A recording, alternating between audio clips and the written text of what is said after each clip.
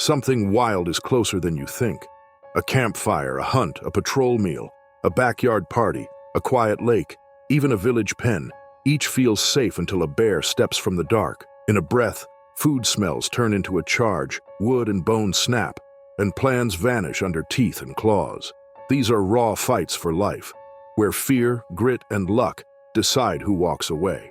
In this video, we'll dive into 6 chilling true stories of bear attacks that reveal how quickly safety can disappear. Hold your nerve and watch till the end. On August 4th, 2025, out of the dark brush, a massive grizzly emerged. Its shoulders rippled with muscle, fur glinting faintly beneath the camp lanterns. Drawn by the rich scent of food and scraps, the predator had come close, its dark eyes catching the faint light of the fire pit. For a moment, the scouts froze where they stood, unaware of how little time they had left before calm turned into chaos. The bear moved quickly, each step a heavy thud on the damp ground. Then, with sudden force, it charged. The closest boy, 13-year-old Ryan Foster, barely had a chance to react before the grizzly's paw struck. The blow hurled him into a shallow creek with brutal speed, water splashing high as his body hit the current. The sound of his cry pierced the clearing, snapping the others into panic. 2 scouts tried to flee, their small legs pumping hard through the dirt and leaves, but the predator was faster. In seconds, claws raked across their arms and legs, tearing through fabric and skin. They stumbled, bleeding and terrified, scrambling to find cover as the massive form loomed above them. The camp erupted in screams. Some boys crawled under logs, others shoved themselves beneath picnic tables, their voices breaking as they called for help. Wooden benches shook under their weight as the predator prowled the clearing, nostrils flaring, each movement sharper than the last. One counselor, Jake Morrison, burst forward with trembling hands gripping a flare gun. He raised it high and fired. The flare hissed through the air, red light streaking above the treetops. It burst with a loud crack, sparks raining across the forest canopy. The sudden noise and glow drew the animal's attention. For a tense moment it paused, head lifted, sniffing at the light that cut across the dark sky. Minutes stretched like hours as the predator hesitated, its heavy breath steaming in the night. The boys clung tighter to their hiding spots, bodies shaking, hearts pounding, every sound of claw against earth pressing dread into their chests. The counselor stood frozen, unsure if the flare had truly been enough. At last, the grizzly turned back toward the tree line. With one final growl, it lumbered into the forest, its hulking frame swallowed by shadow. Silence fell, broken only by the cries of the wounded. The camp lay scarred in its wake. Tents torn, benches cracked, gear scattered in the dirt. The scouts, bruised and bleeding, huddled together, the night no longer a place of safety. For them, the wilderness had revealed its true face, and it was one they would never forget. The clearing stood broken after the retreat of the massive predator, yet the night pressed heavier than before. The young scouts huddled together, trembling in the dirt, their eyes wide and unfocused, their bodies marked by bruises and cuts. Lantern light flickered across torn canvas and splintered wood, shadows stretching long and uneven across the ruined campsite. The smell of smoke from the fire mixed with the sharp tang of blood in the damp air, each breath carrying the memory of claws striking and teeth flashing. Fear settled over them like a second skin, impossible to shake even as the forest returned to silence. Ryan lay near the creek's edge, his skin pale, his clothes soaked and ripped from the force of the attack. Water clung to his hair and face, and shallow cuts streaked across his torso. The counselors knelt at his side, pressing bandages from their first aid kits against the wounds, trying to slow the bleeding. His breathing came in uneven bursts, each gasp a battle against shock and pain. The others, though scraped and cut, crowded around, too afraid to stray far from the group. Their whispers carried no comfort, only the echo of fear that the grizzly could reappear at any moment. Some of the boys staggered through the camp, collecting what supplies remained usable. Food containers were thrown into the flames, their scent no longer safe to keep in the open. Blankets were gathered and draped over those who shivered uncontrollably, their young bodies unable to fight the cold after the violence. The counselors worked with steady hands, though their faces showed the same terror that gripped the scouts. Every snapping twig or groan of the trees outside the clearing made them freeze, eyes darting toward the shadows, expecting the massive form to charge again. Hours stretched slowly, the night refusing to ease its grip. The flare gun rested ready at Jake's side, its barrel still warm from use. Beside him, another counselor kept a lantern burning, the weak circle of light their only shield against the darkness pressing in on every side. None dared to sleep. The scouts leaned against each other under the remains of the picnic tables, their bodies stiff, their minds replaying the moment the bear had struck. Every heartbeat felt louder, every shiver harder to hide. When at last the horizon lightened with the first touch of dawn, relief came sharp and unsteady. The forest stood quiet, the tracks of the predator still carved into the dirt, leading back into the trees. The counselors moved quickly, signaling for help through the radio. By mid-morning, rangers arrived, their faces grave as they studied the scene. They walked the clearing slowly, noting the torn tents, the bloodstains near the creek, and the shattered benches where children had hidden. Each detail told the story of violence no one could deny. The wounded were treated on site, their cuts cleaned and wrapped, their bodies lifted onto stretchers with care. Ryan, pale and weak, was carried out first, his breath steadier now under close attention. The others followed, some limping, some leaning on companions, their eyes glassy with exhaustion. As they left the clearing, they looked back only once, unwilling to carry the sight longer than they already had. News of the attack spread quickly through nearby towns, parents rushing to the camp in waves of fear and anger. Officials promised stricter rules, better food storage, and closer patrols, but no assurance could erase what had already been carved into memory. For the scouts who had lived through that night, the lesson was etched deeper than any scar. They had learned in blood and terror that in the wild, safety is fragile, and one mistake can turn an evening of laughter into a fight for life. October 2025 in the rough hills near Terror Bay carried the weight of silence broken only by the steady sound of boots pressing over moss and the hiss of knives slicing through deer hide. Raymond Carter, a wealthy hunter of 52, stood over a black-tailed deer freshly taken, his hands stained as he worked to dress the animal. Beside him, his son Lucas, 24, shifted nervously, holding his rifle close but keeping his eyes fixed on the dense spruce slope. Their guide, Sean McAllister, lingered nearby, checking the edge of the clearing while the smell of blood thickened in the cool air. The forest, calm moments earlier, hid a danger none of them saw in time.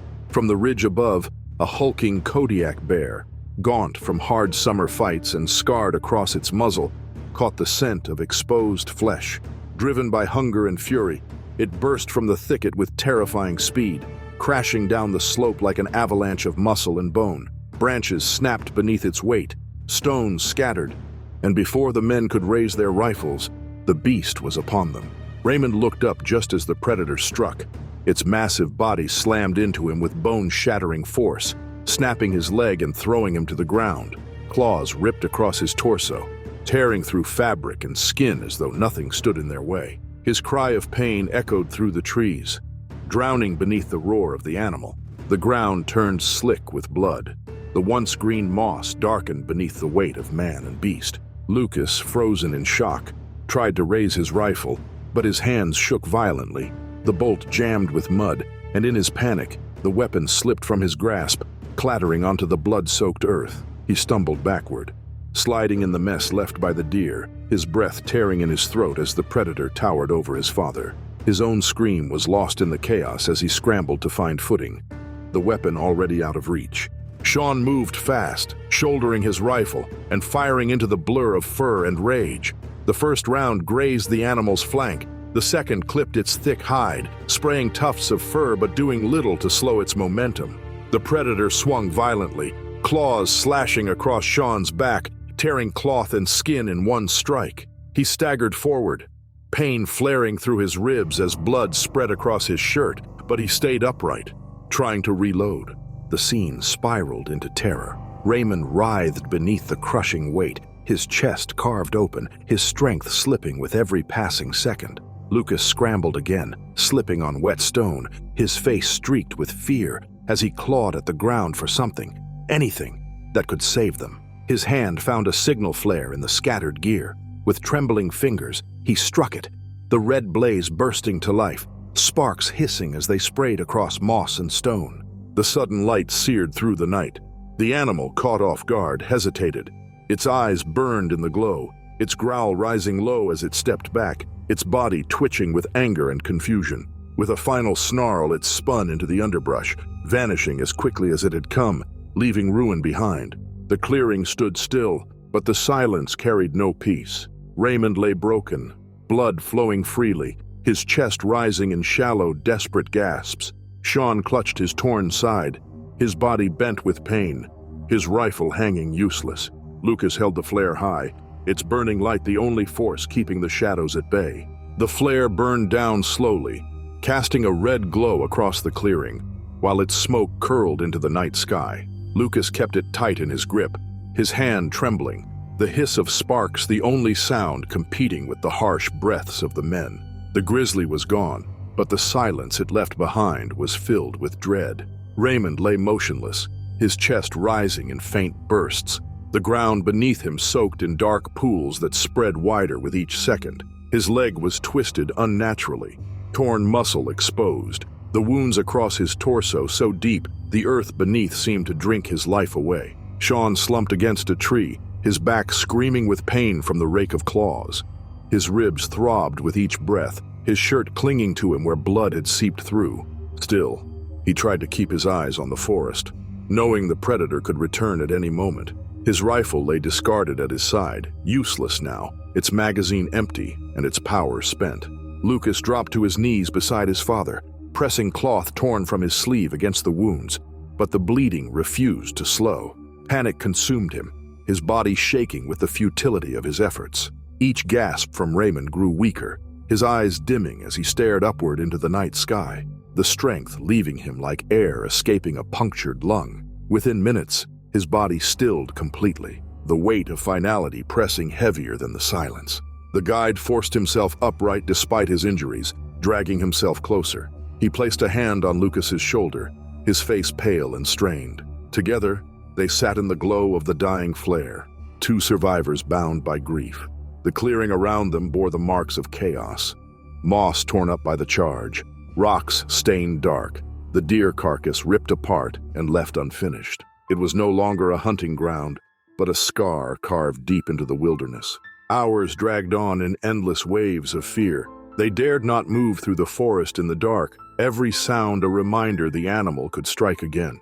Instead, they huddled near the faint embers of the flare, their bodies stiff with pain and exhaustion. The cold crept into their bones, the air heavy with damp, but neither could rest.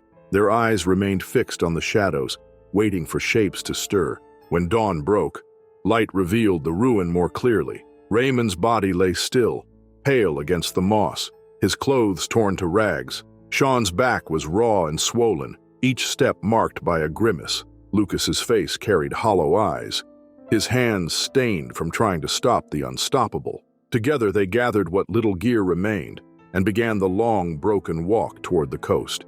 Every step was slow, every glance behind them filled with dread. By midday, they reached a point where rescue teams could be called. Rangers arrived, their faces grim as they listened to the account. They examined the scene later, noting claw marks carved into stone, blood pooled on moss, and tracks that spoke of power far greater than any rifle could stop. The death of one man and the survival of two others became another warning carried across the island. For Lucas, the memory of his father's final moments burned into his mind like a wound that would never heal. For Sean, the scars across his back would remain as constant proof of the day routine gave way to terror. Near Terror Bay, the hunt had ended not with triumph but with loss, reminding all who heard of it that the Kodiak bear was ruler of the land, its strength and fury unmatched. In September 2024, the forests of Ussuri pressed with heavy silence as 4 district officers settled in a small clearing during their late patrol. The men carried rifles and sidearms, but at that moment their focus was not on danger. They laid out bread, sausage, and bottles of water, easing the long hours of work with a quick meal. Scraps were tossed aside into the grass, the smell rising into the cool night air. What they could not see was the massive brown bear just beyond the tree line, crouched low over a boar carcass hidden beneath brush. The predator had been feeding quietly, but the scent of discarded food drew its attention. stirring a force none of them were prepared to meet. From the shadows, the giant form burst into view. Branches cracked, brush splintered, and within seconds the enormous bear crashed into the clearing. Its sheer speed turned calm into chaos, the ground shaking under its paws. Startled, Sergeant Ivan Kuznetsov lifted his weapon and fired 2 shots into the air, hoping the sound would drive it away. Instead of retreat, the beast surged forward, rage exploding with every stride. The impact was instant and brutal. With a single strike, Ivan was thrown to the ground. Claws ripped across his chest, shredding through cloth and skin, tearing into muscle with terrifying ease. Another swipe raked his neck, blood spilling into the dirt. His weapon clattered away, useless now, while the weight of the animal pressed down without pause. The other men froze at the sight, horror rooting them in place as the attack unfolded in seconds. Shouts erupted, chairs and gear scattering as they scrambled for safety. 2 rushed for the patrol vehicle, their hands fumbling with the doors as the roar of the predator filled the clearing. Another tried to lift his weapon, but fear and chaos slowed his aim. Ivan's body lay twisted beneath the bear, movement stilled almost instantly, the fatal wounds leaving no chance for survival. The predator turned its focus from the fallen man to the others. It lunged toward the vehicle, massive paws slamming onto the hood, claws raking deep grooves into the metal. The windshield shook under the force, the men inside ducking low as the frame buckled. Each strike echoed like hammer blows, the forest alive with violence and sound. Headlights flickered, glass cracked, and the engine roared as one officer turned the key, desperate to escape. For long minutes the beast battered the vehicle, its breath steaming against the glass, its roars shaking through the steel. Inside, the survivors pressed themselves against the seats, unable to fire without breaking their last defense. Finally, with a final snarl, the bear turned away. It stalked back into the brush, vanishing as suddenly as it had appeared, leaving the vehicle scarred and the clearing stained with blood. The silence that followed was suffocating. The ground was torn, food scattered, and the body of Ivan lay still where he had fallen. His colleagues sat frozen inside the patrol car, eyes wide, hands gripping the wheel and doors, unable to process the swiftness of what had passed. In minutes, their meal had turned into a fight for survival, and one of them had paid the ultimate cost. The stillness that followed inside the clearing weighed heavier than the violence that had just torn through it. The patrol car sat scarred, its hood bent inward with claw marks carved deep into the metal. Shattered glass crunched under the boots of the officers as they finally forced themselves to step out. The air was sharp with the smell of gunpowder and blood, the earth torn where the beast had pressed its weight. Ivan's body lay motionless in the grass, the soil beneath him darkened with a spreading pool that no one could stop. The 3 survivors moved slowly, their hands trembling as they searched the ground for anything useful.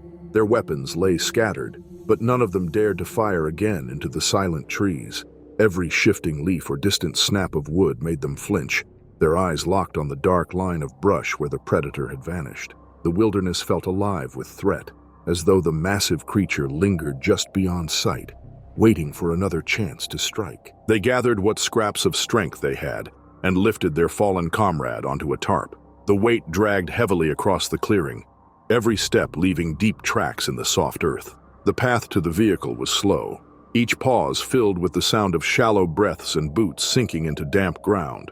Inside the car, they laid him carefully across the back seat, his uniform shredded, his body marked by wounds too severe to heal. The sight pressed into their minds with unbearable finality. The drive away from the clearing was filled with silence. The headlights cast narrow beams across the winding forest track, catching the pale trunks of birch trees and the glint of wet leaves. Inside, the men sat frozen, their clothes smeared with blood, their hands locked on weapons they no longer trusted. The engine's hum was the only sound that cut through the weight of their grief. Each mile carried them farther from the attack, but the fear of the predator clung tightly, refusing to ease. When they reached the nearest outpost, they stumbled from the car, calling for help with voices that shook. Local rangers rushed to meet them, stunned by the state of the vehicle and the wounds visible on the man they carried. Word spread quickly across the station, the news sparking urgency among those who understood the danger such an animal posed when driven by hunger and rage. A team was dispatched to secure the site, though the knowledge lingered that the bear had already faded into the vast wilderness. Officials later inspected the clearing where the attack had unfolded. Deep claw marks scarred the hood of the car. The ground was torn where paws had struck, and the remains of food lay scattered across the grass. Each sign told the story without need for words. A moment of carelessness had crossed the path of raw power, and the cost had been paid in blood. The funeral came days later, with flags folded and silence held for the fallen sergeant. His colleagues stood in uniform, but their faces carried the weight of memory they would never escape. Each of them knew how swiftly life had been taken, how quickly the forest had turned against them. The lesson burned into their minds, unspoken but undeniable. In the wilds of Ussuri, even a single mistake could summon death. For the officers who survived, the scars were not only on the car or the soil of the clearing. The true scars lived in the echo of claws striking steel, in the sight of a comrade torn before their eyes, and in the knowledge that the forest would always keep its dangers hidden until it was too late. In July 2025, the foothills of western North Carolina carried the hum of summer air around a wide backyard where teenagers had gathered. Music pulsed from a speaker, the smell of grilled meat mixed with chlorine from the pool, and laughter rippled across the water. Dozens of voices filled the space, their energy spilling into the surrounding trees. But the same scents and sounds that made the night alive also carried deep into the forest, where something far more dangerous waited. Near the edge of the yard, thick brush shifted as a shadow moved closer. A large black bear crept from the tree line, its nose twitching as it picked up the strong aroma of burgers, fries, and half-empty bags of snacks left scattered on picnic tables. The animal pushed quietly at first, paws pressing against leaves, its dark body blending with the woods. None of the teenagers noticed as they played and splashed, their laughter masking the silent steps of a predator edging closer with every moment. The sudden change came without warning. The bear burst from cover in a powerful surge, its body slamming into the open yard. Plates clattered, drinks spilled, and screams erupted as the heavy form crashed toward the picnic spread. Startled teens scattered in every direction, knocking over chairs and dropping food as they fled. The once lively gathering transformed into pure panic as the massive predator ripped through the space, swiping with claws and smashing glass bottles under its weight. 16-year-old Daniel Myers had just stepped out of the pool, his skin dripping with water as he reached for a towel. In the rush of chaos, he stood frozen for only a second too long. The bear lunged toward him, its paw striking with brutal force. Claws cut deep across his shoulder and back, tearing through flesh as he was knocked hard against the concrete. Blood smeared across the poolside tiles, while his cry was drowned by the shouts of his terrified friends. Those nearby bolted for the house, scrambling over each other in a frantic rush to slam the doors shut. Feet pounded against wooden steps, voices cracked as they screamed for help, and windows rattled as panicked faces pressed against the glass. Behind them, the predator loomed over the injured teen, its breath steaming in the summer heat, its paws tearing into trash bags and half-eaten plates of food. Daniel writhed on the ground, pain burning across his body, his skin marked by deep lacerations that bled quickly. His towel lay abandoned beneath him, soaked red, while the pool glistened with drops of blood carried by frantic splashes from those still climbing out of the water. The party had become unrecognizable, a scene of shattered fun replaced by violence no one had imagined when the evening began. The bear's focus soon shifted fully to the feast scattered across the yard.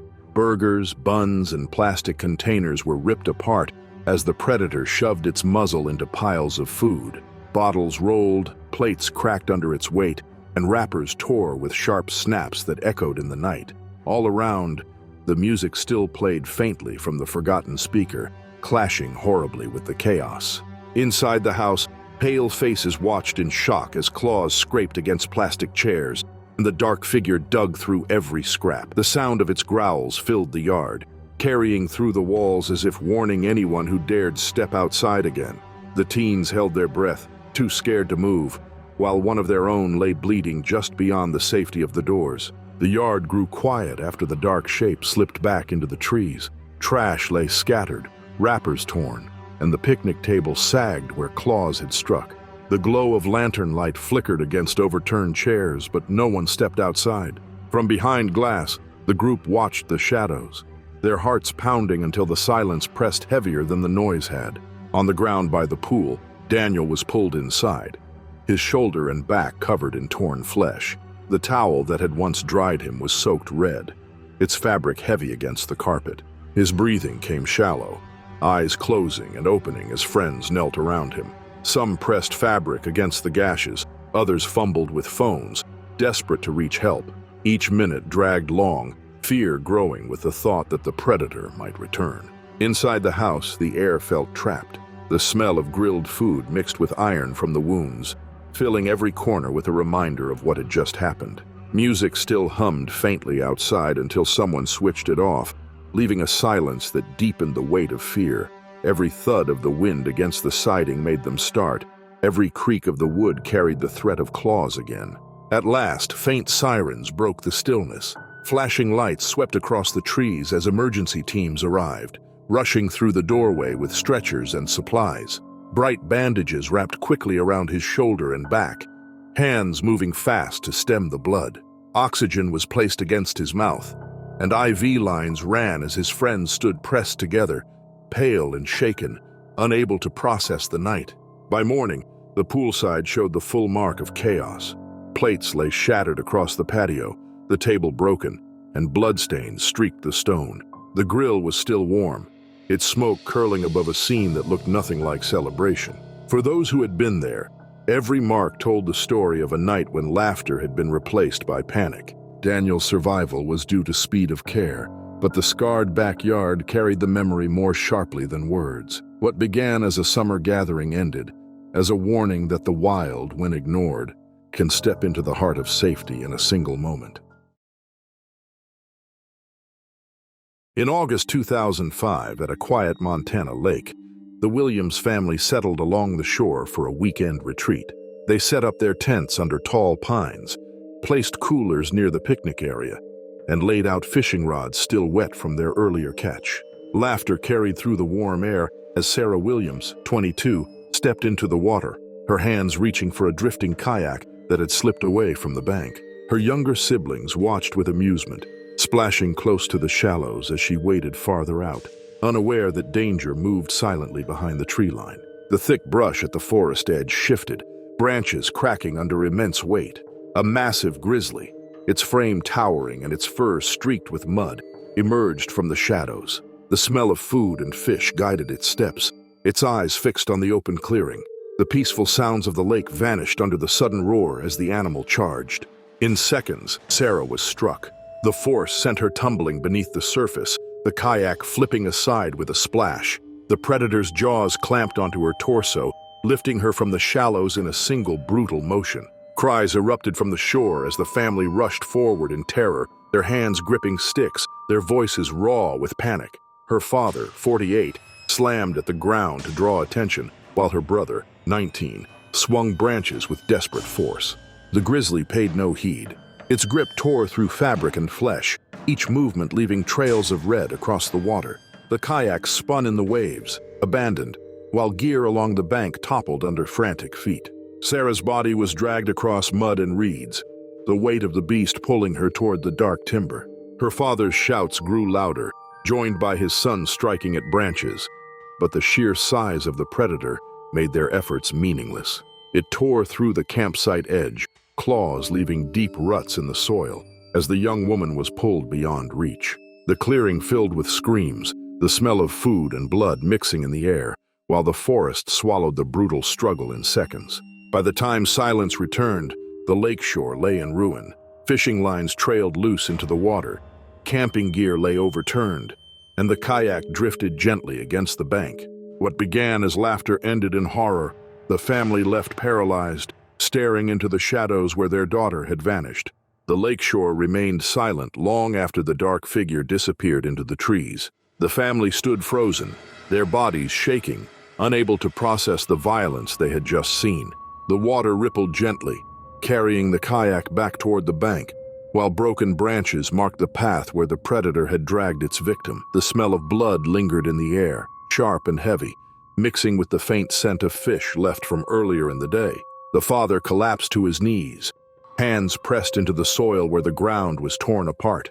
His son leaned against a tree, gasping for breath, his eyes fixed on the shadowed edge of the forest. The younger siblings clung to each other, their faces pale, their cries breaking the still air. Every second felt endless, the thought that the animal might return pressing against them with suffocating weight. Time passed in fragments, each moment stretched by fear and grief. The campsite lay in ruin, food scattered, blankets trampled, and fishing gear crushed under the rush of panic. No one dared move far, each sound from the forest tightening their chests. The crack of a distant branch made them flinch, while the rustle of leaves reminded them of claws tearing soil. They huddled near the smoldering fire, its weak glow the only shield against the night. When hours finally passed, faint lights appeared through the trees. Rangers and rescue workers arrived at the site, their boots sinking into the blood-stained mud. They studied the torn ground, the shredded gear, and the path leading into the dense woods. The evidence left no doubt of what had happened. Words were few, replaced by grim expressions and careful steps. The family was led from the site, their bodies heavy with exhaustion. Each carried more than their packs. They carried the weight of memory carved deep into their minds. Sarah's belongings were gathered quietly, her clothing folded into a bag, her kayak tied to the shore as mute proof of what had taken place. By morning, news of the attack spread to nearby towns. The story carried with it shock and sorrow, retold in whispers across markets and homes. For those who had seen it, the images would never fade. The sudden charge, the strength beyond control, the silence that followed. The lake stood unchanged, calm under the rising sun. But for the Williams family, the wild had taken something that could never be replaced. In September 2024, the small Carpathian village rested quietly in the fading evening light. Its wooden homes leaned against rolling hills, with dense forest pressing close behind them. The settlement carried the weight of centuries, where traditions endured and life unfolded at a patient rhythm. Among its people was a 42-year-old man named Andrei Petrescu, whose life had become deeply bound to an animal that most would never dare keep so near. From the time it was a cub, he had raised a brown bear named Misha. He fed it every day, brushed its fur with careful strokes, and treated it with the affection others might reserve for a close companion. The villagers, though wary at first, had grown accustomed to the sight. To them, it was strange, yes, yet in its repetition it became almost ordinary. They often saw the large creature pacing in its pen while Andrei tended to it, the scene blurring the line between wildness and familiarity. That evening, the calm air of the valley carried a faint unease. The echo of hunters had drifted through the woods earlier, their movements stirring the silence of the hills. Though distant, the sound unsettled the bear. Inside its enclosure, it moved restlessly, paws dragging across the packed earth, breath heavy and uneven. Its eyes, dark and sharp, scanned the shifting shadows as though bracing for unseen threats. Andrei stepped through the gate as he always did, carrying food and the simple tools he used for grooming. His hands bore the calm repetition of long practice. He bent close, extending his hand toward the animal, his action steady and familiar. What he did not see was how sharply the bear's instincts had turned, shaped by the tension of the day. The attack erupted with sudden violence. Misha lunged forward, its massive paws striking with terrible force. The blow knocked Andrei to the ground, his body twisting as claws tore through skin and cloth alike. A searing wave of pain spread across his torso, where deep wounds opened and bled quickly. He tried to roll away, to regain footing, but the animal pressed harder. Another swipe cut into his arms, leaving flesh torn and raw. Beneath him, the soil darkened with each drop, the earth taking on the weight of his struggle. The sound of his cries escaped the enclosure and carried into the heart of the village. Neighbors heard the chaos and rushed toward the scene. They pounded against the gate, their fists striking wood and metal, desperate to break the animal's focus. Their shouts filled the night air, an urgent chorus of fear. Inside, Andrei fought to rise, his ribs fractured beneath the weight of the strike. Every attempt left him weaker. His breathing grew short, shallow, and desperate, his body failing under the crushing presence above him. The bear loomed, restless and agitated, growls spilling from its chest and filling the pen with a resonance that unsettled even the ground. The villagers, unable to reach him, hurled stones and struck the wooden gate with sticks. anything to force a distraction. The noise finally pierced through. With a final roar, the animal retreated to the far edge of its enclosure, leaving Andre bleeding on the dirt, trembling yet alive. The floor of the pen bore the marks of claws, the stains of blood, and the weight of broken trust. Andre lay there torn and fragile, betrayed by the very creature he had believed could be tamed. Around him, neighbors gathered with pale faces and shaking hands. The truth stood before them. The wild, no matter how familiar, could never truly be erased. They acted quickly once the bear retreated. Villagers lifted him from the dirt, his body heavy with weakness. Every step they carried him left a fresh trail of red across the ground. They laid him onto a cart and began the urgent journey down the narrow road toward the village square. The wooden wheels rattled over uneven stones, urgency pushing the group forward. The quiet settlement, normally hushed at dusk, now filled with noise and alarm as people gathered to see the cause of the panic. Fear spread quickly, weaving through the crowd as eyes settled on the broken form of the man many had long respected. Inside a small house, neighbors prepared a place to treat him. They cleared a table, spread cloths, and pressed them against the worst of the wounds. The gashes across his chest bled steadily, ribs fractured by crushing force, arms marked with deep cuts where claws had raked through flesh.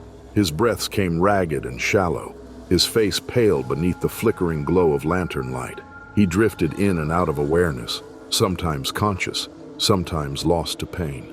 Messengers were sent down the road to seek medical help from the nearest town, though all knew hours would pass before trained aid could arrive. Through the long night, his condition remained fragile. Villagers rotated in shifts, keeping pressure on his wounds, replacing soaked bandages, cooling his fevered skin. Fear mingled with disbelief. Many had watched him raise the bear from its first days, had believed that closeness meant safety, that nurture could outweigh instinct. Now the illusion lay shattered. Quiet murmurs spread about the future of the animal, whether it should remain caged, removed, or destroyed to prevent further tragedy. The attack had become more than a wound to one man. It was a blow to the collective sense of safety the community had allowed itself to feel. By the following day, doctors arrived at last, their hands carrying tools and supplies. They cleaned the wounds carefully, stitched torn flesh, and wrapped the chest to support broken ribs. Each motion was deliberate, the work of professionals who knew the cost of delay. The injuries would leave scars that time could not erase. His survival, though uncertain, was now possible with rest and patience. Yet the deeper mark could not be stitched closed. Memory itself had turned against him. The image of the animal he had nurtured rising in sudden violence, a betrayal that could never be undone. Afterward, the enclosure stood silent. The bear paced within, restless, its movements watched only from afar. The people of the village no longer approached. The trust that once bridged the space between man and beast had collapsed, replaced by fear, resentment, and whispered warnings. Word of the event spread quickly beyond the valley, carried by rumor and report, drawing attention from officials and experts alike. They reminded all who listened that wildness cannot be erased, no matter how many years pass in captivity. For the village, the lesson was carved deep. Andre carried the proof across his skin, each scar a permanent reminder of the limits of human closeness to untamed strength. The community carried its own memory, a recognition that nature could be brought close to home, but never truly claimed.